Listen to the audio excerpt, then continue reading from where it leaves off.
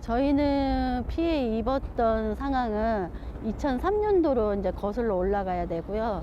저한테는 그 자녀가 3명 있고 그 아이들이 2003년도에 큰아들이 7살, 둘째 아들이 4살, 셋째 아들이 생후 8개월 때에 가습기 살균제를 사용하기 시작을 했습니다. 근데 그걸 이제 사용하기 시작한 이유는 셋째 아이가 이제 병확하게 태어나서 병확한 아이로 인해서 이제 환절기 문제, 그 다음에 건조, 이제 습도, 온도 차이를 맞추기 위해서 가습기 살균제를 사용하기 시작을 했고, 그 다음에 텔레비전에서 이제 옥시 가습기 살균제에 대한 이제 광고를 많이 했기 때문에 이제 그 전에 그 옥시 제품을 사용했던 그런 그 신뢰도가 있었기 때문에 그 제품을 사용하기 시작한 시점이고요. 그거 사용함으로 인해서 저희 아이들한테 갑자기 어느 날부터 이제 기침과 이제 폐렴과 이제 이런 부분들이 발생을 하면서 그때부터 병원을 다니기 시작한 것 같습니다.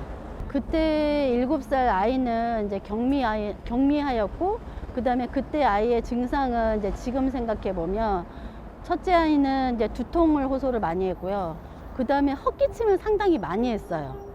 그래서 이제 두통약 복용을 고등학교 때까지 했고요. 7살부터. 그 다음에 그 헛기침을 그때부터 시작을 해서 현재까지도 해요. 그랬고, 그다음에 둘째 아이 같은 경우에는 그때 당시에 폐렴, 그 다음에 수면 무호흡증, 이런 천식, 아토피, 알레르기, 이게 복합적으로 다 왔어요. 한꺼번에. 그 다음에 이제 셋째 아이는 생후 8개월이고 병확했기 때문에 면역력이 더 떨어져서 그런지는 몰라도 이제 둘째 아이보다 상태가 더 위독해서 거의 1년에 8, 9개월은 병원에서 살았어요. 이 호흡기 문제 때문에.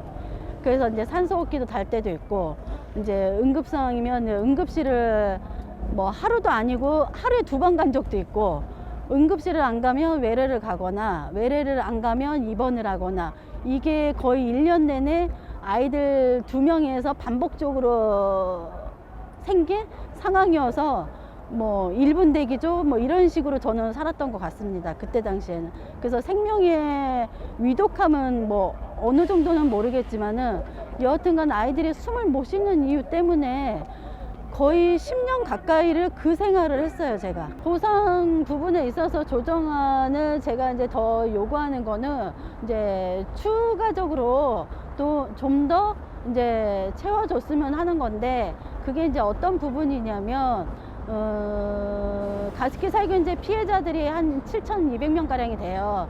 근데 그 7,200명 가량의 피해자들이 깨끗하게 다 병원을 안 다니는 건 아니거든요.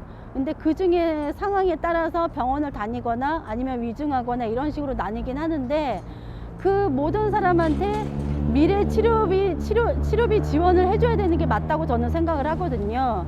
근데 조정안에서는 고도, 초고도 한테만 집중을 시켜놓고 그 나머지 피해자들한테는 미래 치료비에 대한 지원이 거의 없어요. 그리고 이제 아이들 같은 경우에는 우리가 정부에서는 2011년도에 판매 금지를 해서 그때 당시 기준을 얘기한다고 하지만 실제로 SK-유공에서 팔았기 때문에 그때 당시부터 사용했던 피해자는 97년도, 98년도생이에요. 그러면 그 아이들이 지금 현재 28, 29살이거든요. 근데 그 아이들의 피해 금액을 현 나이로 계산을 하는 거죠. 피해에 노출됐을 때 그때 당시 나이를 계산하는 게 아니라. 그렇기 때문에 그 아이들이 기대 수명 83세까지를 했을 때 현저하게 떨어지는 보상안을 갖고 아이들 보고 인생을 살으라고 하는 거예요. 그러면 그 아이들은 결코 살 수가 없거든요. 왜?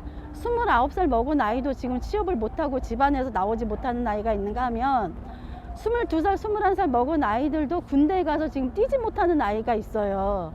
근데 그 아이들을 다 외면하고 그렇게 만든 조정안은 국가에서 아이들을 지켜주지 못했는데 기업조차도 이렇게 한다는 거는 정부와 기업이 이 나라의 미래 재원을 다 죽이는 거하고 똑같다라고 저는 판단을 합니다.